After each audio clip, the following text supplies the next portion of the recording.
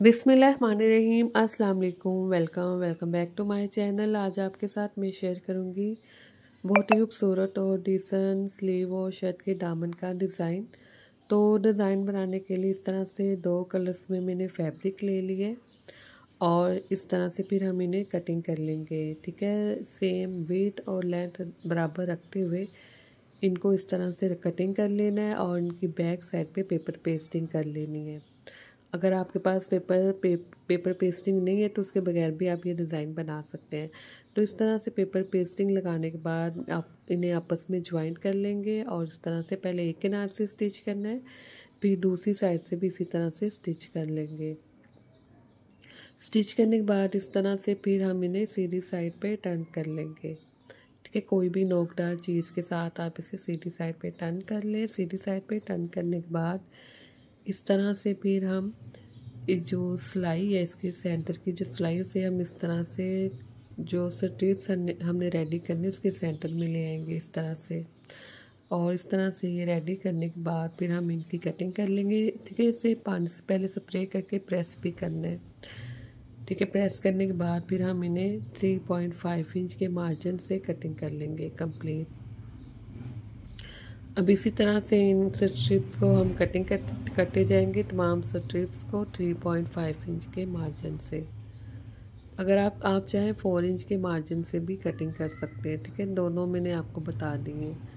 तो इस तरह से कटिंग करने के बाद हम इन्हें फोल्ड कर लेंगे इस तरह से। अगर आप चाहें दोनों कलर्स ब्लैक कलर को भी ऊपर वाली साइड पे इस तरह से बराबर रखते हुए आप फोल्ड करने के बाद इन्हें स्टिच कर सकते हैं। और ये जो दूसरा कलर है, इस कलर को भी इस तरह से बराबर रखते हुए इस साइड से भी आप इन्हें स्टिच कर सकते हैं। जो भी कलर आपको अच्छा लगे वो ऊपर वाली साइड पे इन दोनों की जो लाइन है वो बराबर कर लें। तो इस तरह से इन्हें बराबर करने के बाद जो इनके किनारे हैं, इस किनारे के ऊपर मैं इसी तरह से इसे स्टिच करती जाऊंगी जब तक मैं इसे स्टिच कर रही हूँ। अगर आप नए तो मेरे चैनल को प्लीज़ ज़रूर सब्सक्राइब कीजिएगा, वीडियो को भी ज़रूर लाइक और शेयर कीजिएगा और कमेंट्स में बताइएगा आपको ये डिज़ाइन कैसे लगा। अब इस तरह से कंप्लीट इसी तरह से मैं इन्हें स्टिच करती जाऊँगी। अभी इन्हें स्टिच करने के बाद ये मेरे पास स्लीव का फैब्रिक है। ठीक है, स्लीव के फैब्रिक मैंने कटिंग कर ली थी। 1 इंच एक्स्ट्रा फैब्रिक रखते हुए मैंने स्लीव की जो लेंथ है वो 1 इंच एक्स्ट्रा रखते हुए मैंने इसे कटिंग कर लिया। अब इस तरह से हम निशान लगा लेंगे जो स्लीव की बॉटम वाली साइड है। ठीक है, ऊपर वाली साइड पे नहीं लगाना, बॉटम वाली साइड पे निशान लगाने के बाद फिर हम इन्हें सेंटर से कटिंग कर लेंगे, इन दोनों को सेपरेट कर लेंगे। ठीक है, बॉटम वाली साइड से। तो इस तरह से फिर जो सेंटर वाला हिस्सा है स्लीव के फैब्रिक का, दोनों साइड से जो सेंटर वाला हिस्सा है स्लीव के फैब्रिक का, उन्हें हम इस तरह से फोल्ड करेंगे और यहाँ से इस तरह से कंप्लीट स्टिच कर लेंगे। ठीक है, एक साइड से स्टिच करने के बाद अब जो हमने दूसरा फैब्रिक कटिंग किया जिसे हमने सेपरेट किया है, वो भी जो सेंटर वाला हिस्सा है उस साइड से इस तरह से फैब्रिक को फोल्ड करेंगे और उन्हें भी हम इस तरह से स्टिच कर लेंगे कंप्लीट। स्टिच करने के बाद अब ये मेरे पास स्लिट है। ठीक है, इस तरह से इसकी जो वेट है 4 इंच है और जो लेंथ है वो भी सेम है। अब ये बचे हुए मेरे पास कैनवस पेपर है, तो इनके ऊपर इस तरह से मैं स्लिट को रखूँगी और राउंड में इस तरह से मैं एक सर्कल ड्रा कर लूँगी। तो सर्कल ड्रा करने के बाद अब हम इसी सर्कल की आउटलाइन के साथ साथ इसे कटिंग कर लेंगे। तो इस तरह से फिर मैं इसे कटिंग कर लूँगी आउटलाइन के साथ साथ। और आउटलाइन के साथ साथ कटिंग करने के बाद अब मैं इसे फैब्रिक के ऊपर, अब जितने भी हमने सर्कल कटिंग करने हैं इसके हम फैब्रिक के ऊपर पेस्ट कर लेंगे। तो इस तरह से मैंने कटिंग कर लिया और इसे फैब्रिक के ऊपर पेस्ट कर लिए और फैब्रिक को भी इसी तरह से आउटलाइन के साथ साथ कटिंग कर लेंगे पेस्ट।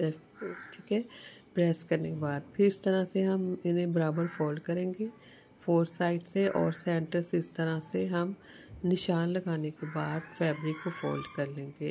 ठीक है, अब मैं आपको फ्लावर बनाना बताऊंगी। तो इस तरह से फिर मैं सुई की मदद से स्टिच करूँगी सेंटर से। इस साइड से फोल्ड करने के बाद दूसरे किनारे को भी इसी तरह से फोल्ड कर लेंगे, यहाँ से भी इसी तरह से स्टिच कर लेंगे। ठीक है, इस तरह से सारे किनारों को फोल्ड करने के बाद स्टिच करने के बाद ये जो लास्ट वाला किनारा इसके कॉर्नर को थोड़ा सा फोल्ड करेंगे अंदर वाली साइड पर। इस तरह से फोल्ड करने के बाद इसे स्टिच करेंगे। ठीक है, ताकि जो धागे वो बाहर ना निकले। इसके लिए मैंने ये रेशमी फैब्रिक लिया है, ठीक है, इसलिए मैं इसके कॉर्नर को भी फोल्ड करके स्टिच कर लूँ। इस तरह से फ्लावर जो है वो रेडी हो जाएगा। फ्लावर रेडी करने के बाद अब जो हमने ये स्लीव की बॉटम वाली साइड है, ठीक है, इस एक साइड को हमने स्टिच कर लिया था, दूसरी साइड हमने वैसे छोड़ दी थी। तो इसके सीधी साइड पे इस तरह से इन स्ट्रिप्स को स्टिच करेंगे। अब ये पाइपिंग है, स्लीव में से फैब्रिक नहीं बचा था, तो इस तरह से मैंने अलहदा से पाइपिंग ली है। इसके सेंटर से जो गोल डोरी वो मैंने निकाल दी थी। तो इस तरह से स्टिच करने के बाद, ठीक है, कंप्लीट स्टिच करने के बाद इसे मैं जो पाइपिंग इसे अंदर वाली साइड पे फोल्ड करूँगी, इसे भी स्टिच कर लूँगी और जो स्ट्रिप्स है वो बाहर वाली साइड पे निकाल दूँगी।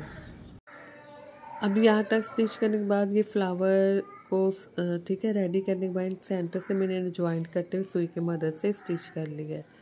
अब स्टिच करने के बाद जो जिस साइड बॉटम वाली साइड का फैब्रिक हमने फोल्ड किया था, उससे हम इस तरह से फ्लावर के किनारे वाली साइड पर रखेंगे, उसी तरह से कंप्लीट स्टिच कर लेंगे। आप अगर आप चाहे तो सुई की मदद से भी स्टिच कर सकते हैं, लेकिन मैं इसे मशीन के साथ स्टिच करूँ ताकि डिज़ाइन में मजबूती आ जाए, आफ्टर वॉशिंग ये ख़राब ना हो। तो इस तरह से एक साइड से स्टिच करने के बाद ये मेरे पास लेस है, तो लेस को मैं इसके किनारे के ऊपर रखते हुए कंप्लीट स्टिच कर लूँगी।